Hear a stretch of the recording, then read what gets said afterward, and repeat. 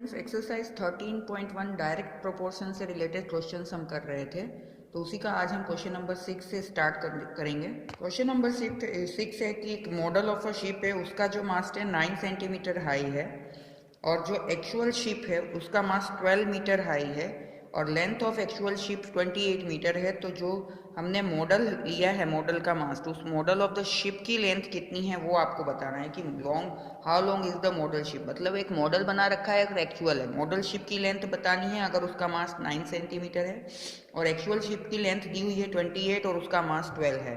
तो लेंथ और मास ये दो चीज़ें दी हुई है। तो लेंथ हमारा है 28 मीटर, तो उसका मास एक्चुअल शिप का था 12 मीटर।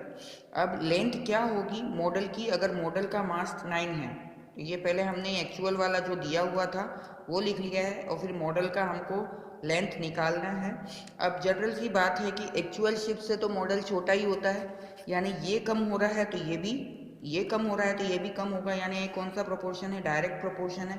तो डायरेक्ट प्रोपोर्शन के हिसाब से जब हम इसको सॉल्व करेंगे तो माना कि length of the model of the ship x2 है, तो हमारा फॉर्मूला होता है x1 upon y1 equals to x2 upon y2। तो वैसे ही हमको अरेंज कर देने हैं नंबर 28 अपॉन 12 और x2 अपॉन 9 इस तरह से। अब इसको क्रॉस मल्टीप्लाई करके सॉल्व करेंगे। जब क्रॉस मल्टीप्लाई करेंगे तो x2 इंटू 12 हो जाएगा और ये 28 इंटू 9 हो जाएगा। तो x2 की वैल्यू 12 नीचे चला जाएगा तो कटिंग करके जो आंसर आएगा वो 21 मीटर आएगा, यानी मॉडल ऑफ द शिप जो है वो 21 मीटर लॉन्ग है। तो यही आपको बताना था। तो ये डायरेक्ट प्रोपोर्शन ही होगा। एक तो मॉडल का मास और लेंथ पूछी थी और दूसरा एक्चुअल शिप का लेंथ और मास दिया था, तो उस हिसाब से टेबल बना के आपको अरेंज कर लेना है।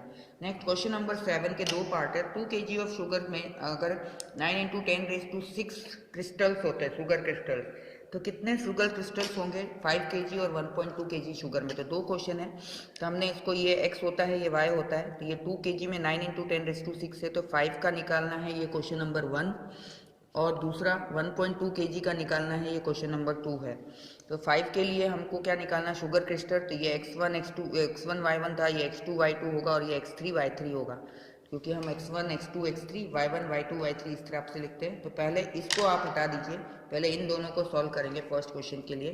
क्योंकि शुगर का वेट बढ़ रहा है तो क्रिस्टल्स भी बढ़ेंगे, यानी बढ़ने पे बढ़ रहा है, इसलिए ये डायरेक्ट प्रोपोर्शन होगा। और यहाँ पे भी वेट कम हो रहा है तो क्रिस्टल्स कम होंगे, तो इसलिए ये डायरेक्ट प्रोपोर्शन का ही क्वेश्चन है।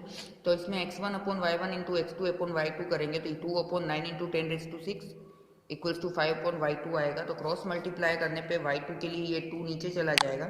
2 नीचे जाएगा तो इसको हम जब मल्टीप्लाई करेंगे 45 इंटू 10⁻² अपॉन 10⁶ अपॉन 2 आएगा। 2 से इसको काटेंगे तो 22.5 इंटू 10⁶ आएगा। लेकिन स्टैंडर्ड फॉर्म में जब भी हम नंबर को लिखते हैं तो यहाँ से एक डिजिट के बाद ही पॉइंट होता है, तो इसलिए 22.5 को हमको 2.25 बनाना होगा।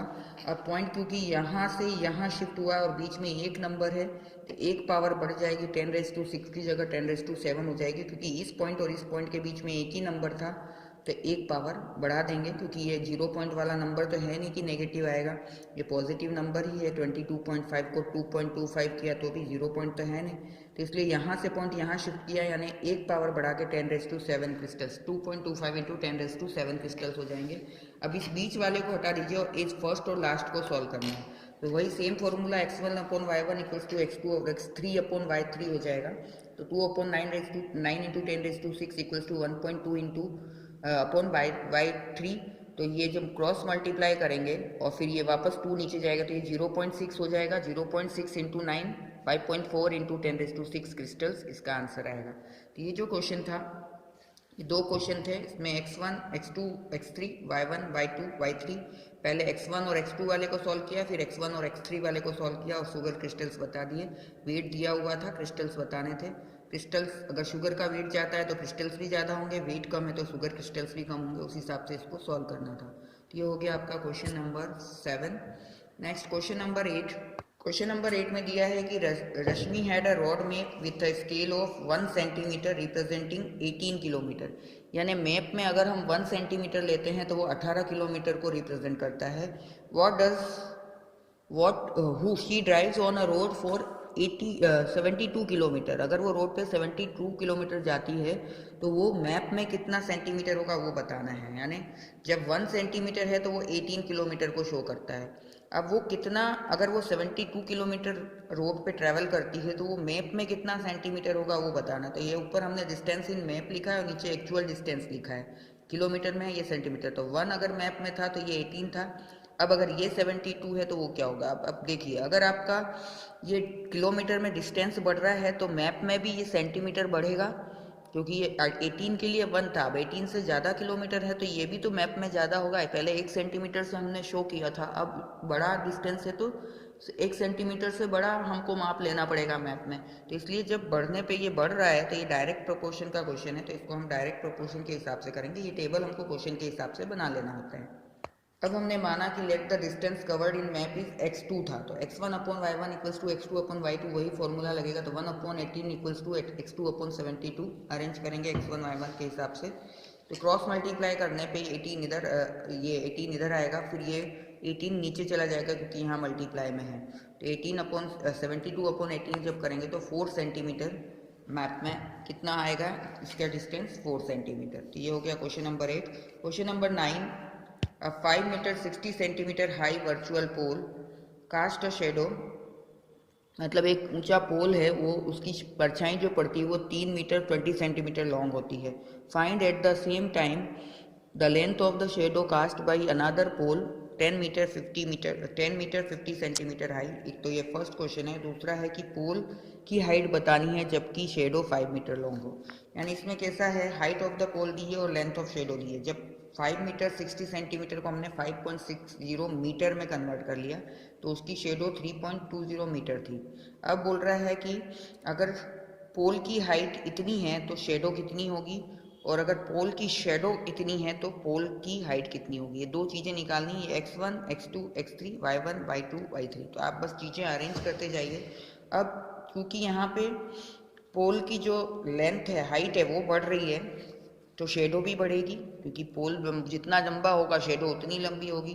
और अगर यहाँ पे हम देखेंगे कि ये शेडो बढ़ी है, ये देखिए ये शेडो 3.0 से 5.20 से 5 हो गई, यानी शेडो बढ़ी है, यानी पोल की हाइट बढ़ेगी। यानी बढ़ने पे बढ़ रहा है, यानी ये डायरेक्ट प्रोपोर्शन है। अगर बढ़ने पे कम हो रहा होता तो इन्वर्स होता। इसमें फर्स्ट क्वेश्चन जब हम x1 upon y1 equals to x2 upon y2 से करेंगे तो ये वैल्यू रखेंगे हम 5.60 अपॉन 3.20 और 10.50 अपॉन y2। तो y2 की वैल्यू इस 5.60 को नीचे लाएंगे क्रॉस मल्टीप्लाई के बाद, तो ये पॉइंट से तो ये पॉइंट उठ जाएगा और ये पॉइंट उड़ाएंगे तो नीचे 100 आएगा। तो ये 10 से 10 कट जाएगा, 10 से 10 कट जाएगा। कटिंग आपको प्रॉपर करनी है। अब पहले इसको 2 से इन दोनों को किया तो 28 और 16 आया, फिर 4 से किया तो 7 और 4 आया, फिर 7 से इसको काटा तो 50, 7 1 जा 7, 3 बच गया 35, 7 5 जा 35। तो 15 इंटू 4 60 और नीचे 10 बचा हुआ तो ये y2 क्या आएगा 6 मीटर, यानी यहाँ पे 6 मीटर आएगा। ये कटिंग आपको प्रॉपर करनी है। पहले ये पॉइंट से ये पॉइंट उड़ गया, कैंसिल हो गया क्योंकि दोनों में 2 डिजिट थे, कैंसिल हो गया। और ये वाला पॉइंट जो है उसका हमने नीचे 100 लिख लिया क्योंकि ये 2 डिजिट थे। अब 1 0 से ये 1 0, 1 0 से ये 1 0 काटा, 2 से 56 और 32 को काटा, फिर 4 से 28 और 16 काटा, फिर 7 से 105 को काटा। तो 15 इंटू 4 अपॉन 10 बचा, तो 60 अपॉन 10 यानी 6 मीटर जो होगी वो लेंथ ऑफ द शेडो होगी जब 10.5, यानी देखिए ये बढ़ा तो ये भी बढ़ रहा है। नेक्स्ट, अब ये शेडो 5 है तो अब फर्स्ट और 3 को कंपेयर करेंगे तो इससे बड़ा है, तो जो शिप की लेंथ, पोल की लेंथ हाइट होगी वो भी बड़ी होगी। तो वही सेम करना है, x1 upon y1 equal to x3 upon y3। Value रखेंगे इस तरह से, क्रॉस मल्टीप्लाई करने पे ये 3.50 हटाना है तो ये नीचे जाएगा। कटिंग करेंगे कि पॉइंट से पॉइंट उड़ जाएगा, 0 से 0 उड़ जाएगा, 2 से काटेंगे तो 16 और 28 आएगा, फिर 4 से काटेंगे तो 7 और 4 आएगा, यानी 35 अपॉन 4 आया। इसको जब डिवाइड करेंगे तो 8.75 मीटर, या फिर क्वेश्चन हमारा मीटर सेंटीमीटर में था तो हम कन्वर्ट कर लेंगे 8 मीटर 75 सेंटीमीटर। तो ये सेकंड पार्ट था। ये पूरा क्वेश्चन नंबर 9। आपको ये टेबल बनाना आना चाहिए पहले तो, कि टेबल में क्या क्या दिया है उसको उस तरह से अरेंज करिए। 2 चीज़ें दी थी, हाइट ऑफ पोल और शेडो, उसको आपको अरेंज करना है। शेडो में शेडो लिखेंगे और हाइट में हाइट लिखेंगे, जो मिसिंग है उसको x1 x2 x3 के हिसाब से नंबरिंग कर देंगे। तो ये हो गया question number 9।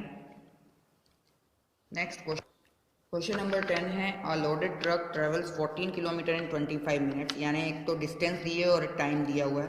If the speed remains the same how far can it travel in 5 hours.